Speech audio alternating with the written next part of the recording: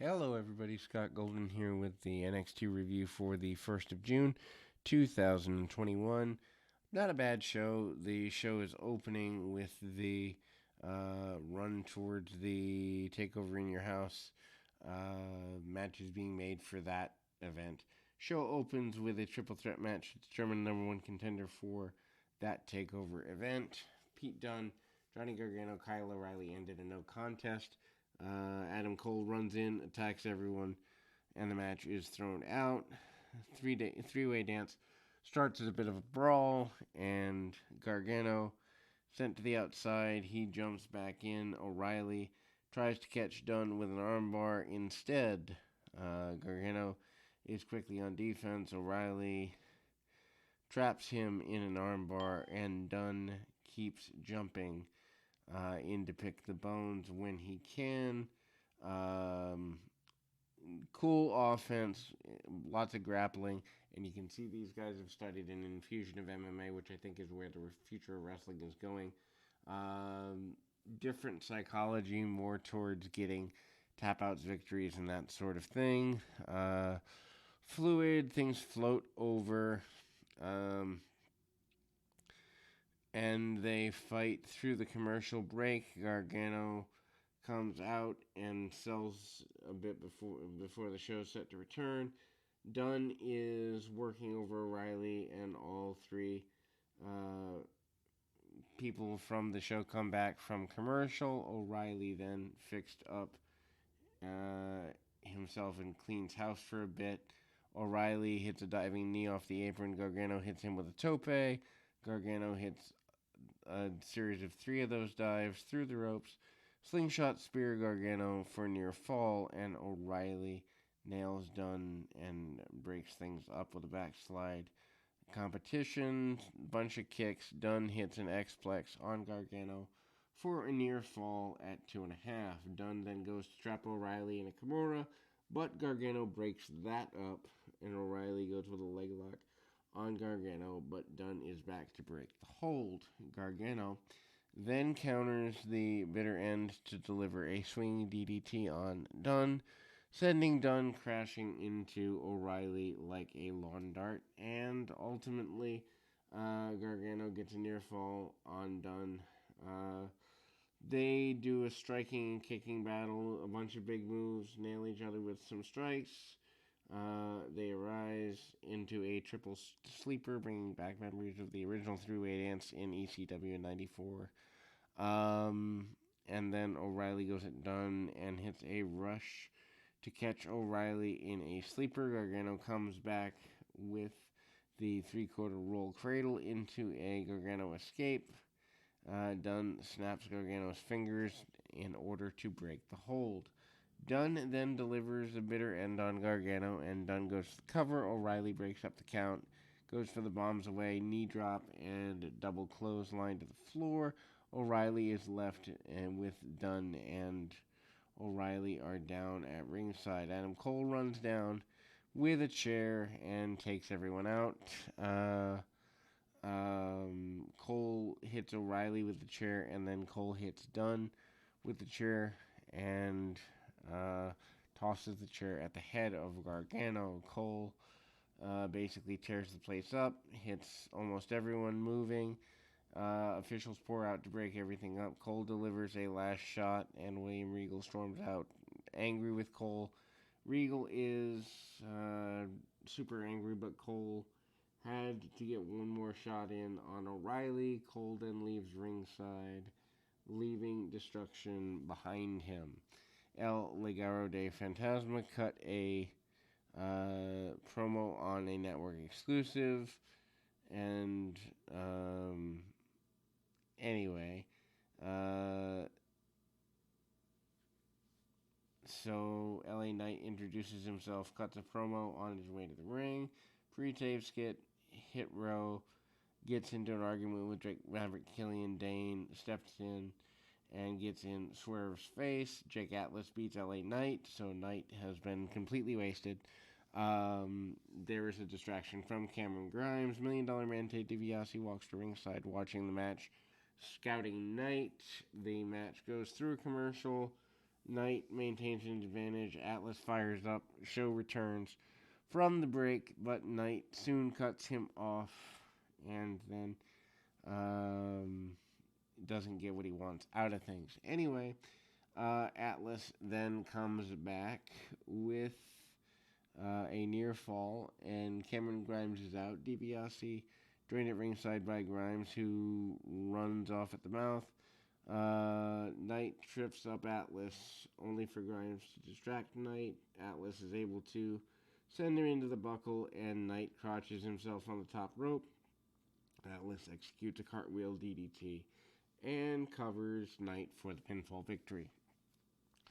Mackenzie Mitchell interviews DiBiase backstage post-match, and DiBiase says Knight dropped the ball, but DiBiase bragged on Grimes. And then Cole appears and runs to the camera. Champion confronts Cole. Cole cuts promo in the ring.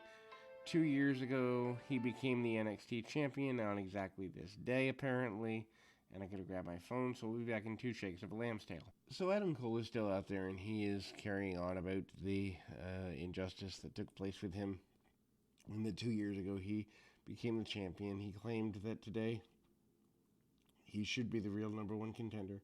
He brought up the current champion, Karrion Kross, called him out, called him a meathead, and a bunch of other insults. Kross, with Scarlett, interrupts and confronts him face to face in the ring. Kross calls him a little man, and Cole calls him overrated. Regal then says he's busy tonight. He came out again and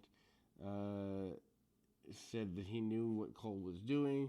Kross yelled at Regal to shut up. Kross said he wants to face everyone at TakeOver, and he wants to face 3 challengers from the triple threat earlier tonight, and wants to face Cole too. Looks like a 5-way for the championship because we don't know how to book actual contenders. Candice LeRae is finally back on the show this week. LeRae is with Indy Hartwell for an interview. They're still women's tag team champions. Hartwell is listening to music via headphones, and LeRae takes the headphones off Hartwell to ask what's up. Hartwell then is listening to 80s music. Later in the show, Loomis found the headphones and music player. Tear rolled down his cheek as he listened to 80s sad songs, apparently. Vignette hypes the debut of Carmelo Hayes. He vows to be the next Cruiserweight champion. He faces Kushida tonight in an open challenge. Kushida defeats Carmelo Hayes to retain the title. Kushida submits him pretty quickly. Hayes hits a bunch of offense in the first part of the match. He looks pretty strong. The match goes through a commercial break. Hayes gets a near fall. Show cuts to break. Kushida comes back from the break, but is cut off by Hayes. Springboard into a lock, and Hayes taps out. During the previous match, it's announced officially that Cameron Grimes versus LA Knight will take place at TakeOver, and the 5-way for the championship is also made official. Frankie Monet gets her makeup put on. She reads tweets and puts herself over, and she's just getting started in NXT. Her Pomeranian's there too, and he is apparently a good boy. Then we move to the NXT Tag Team Champions, Women's Tag Team Champions, Candice LeRae and Indy Hartwell defeat Zoe Stark and Zeta Rainier in a non-title match.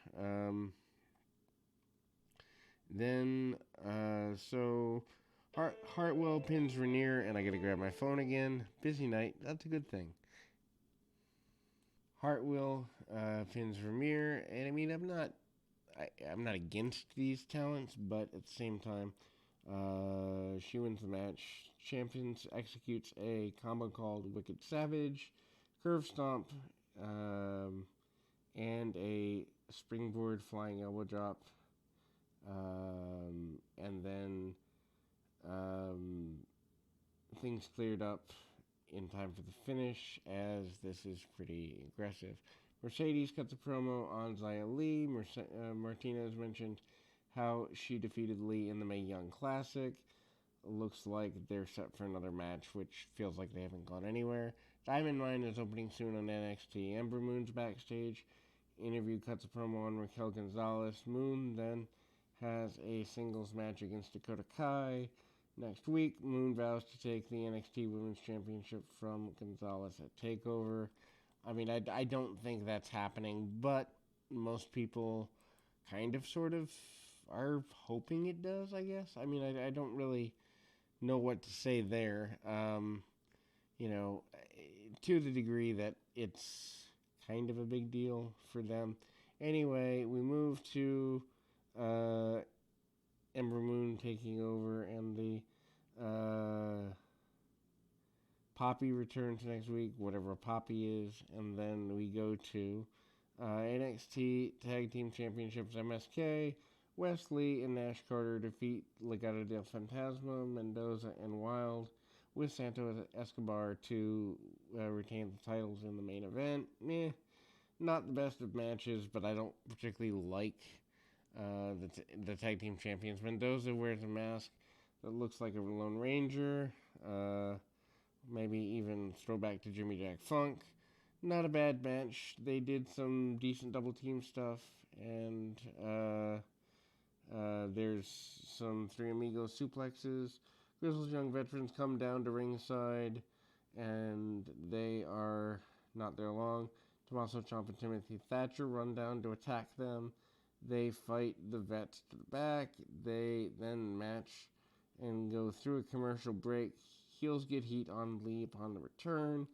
Carter comes off a hot tag, goes nuts, leaves back in moments later, and Lee runs wild on Wild, is unaware that Mendoza is actually legal man in the ring. Mendoza springboards off the top, nails Lee with a missile dropkick, and this leads to a near fall for Mendoza. Lee's sent to the outside of the ring, lands on his feet. Escobar interferes in the match. Escobar sends Lee crashing into the steps, leads to a near fall for his tandem.